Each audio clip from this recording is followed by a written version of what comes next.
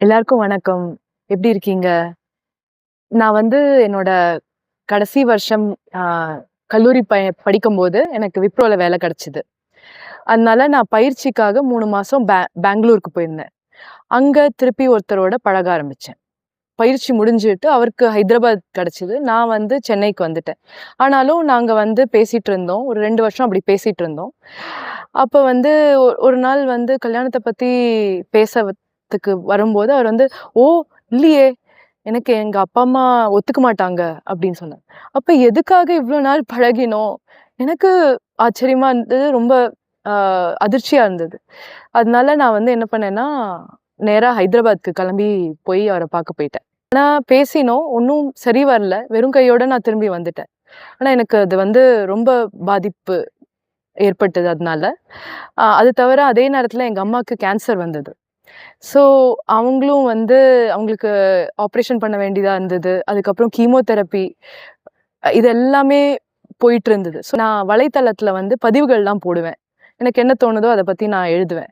அந்த எழுத்துக்கள் அது பிடிச்சு ஒருத்தர் வந்து என்கிட்ட "எங்க அப்பா, அம்மா எனக்கு பொண்ணு பார்க்குறாங்க. உங்களோட எழுத்துக்கள் தான் எனக்கு ரொம்ப பிடிக்கும். அதனால அ நீங்க சரின்னு சொன்னீங்கன்னா, எங்க அப்பா, அம்மா உங்கள வந்து பொண்ணு பார்க்க சொல்லுறேன்" அப்படின்னு. ஸோ 2 பேரும் ஒரே கம்யூனிட்டினால எனக்கும் இந்த அ மன உளைச்சல்லேருந்து வெளியில வரணும்.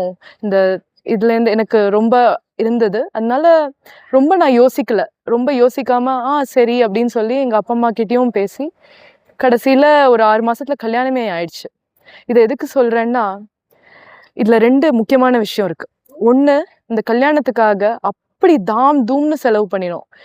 கல்யாண மண்டபத்துக்கு எவ்வளோ செலவு, சாப்பாடுக்கு செலவு, உட அ உடைகளுக்கு அவ்ளோ செலவு. இவ்ளோ செலவு பண்ணதுக்கு ஏதாவது ஒரு அன்னதானமோ, இல்லன்னா அடுத்தவங்க படிக்கிறதுக்கு இல்லாதவங்க படிக்கிறதுக்கு உதவி ஏதாவது செஞ்சிருக்கலாம். ஆனா அவ்ளோ செலவு பண்ணினோம். 2வது விஷயம் என்னன்னா, எங்க அம்மாக்கு கேன்சர் இருந்து, அதுலேருந்து இன்னும் அவங்க முழுசா வெளில வராத நிலைமையில, ஆனால் நான் அத பத்தி கொஞ்சம் கூட கேர் பண்ணாம, எ என் கல்யாணத்த பத்தி பேசி 6 மாசத்துக்குள்ள கல்யாணமே நடந்து முடிஞ்சுது. ஸோ இயற்கை சொல்லிக் குடுத்த மாதிரி, அடுத்தவங்களுக்கு வந்து உபயோகமா இருக்கிறதுலேருந்து, என்ன பத்தி நான் வந்து சுயநலமா யோசிக்க ஆரம்பிச்சுட்டேன். இது எதனால நடந்தது? 1 படங்களோட பாதிப்பு. இன்னொன்னு ரொம்ப முக்கியமான விஷயம் என்னன்னா, நான் வந்து ஐடி வேலையில ஜாயின் பண்ணது. அத பத்தி அது ஏன் அது அவ்ளோ எனக்கு பாதிப்பு தந்ததுன்றத நம்ம நாளைக்கு பார்க்கலாம்.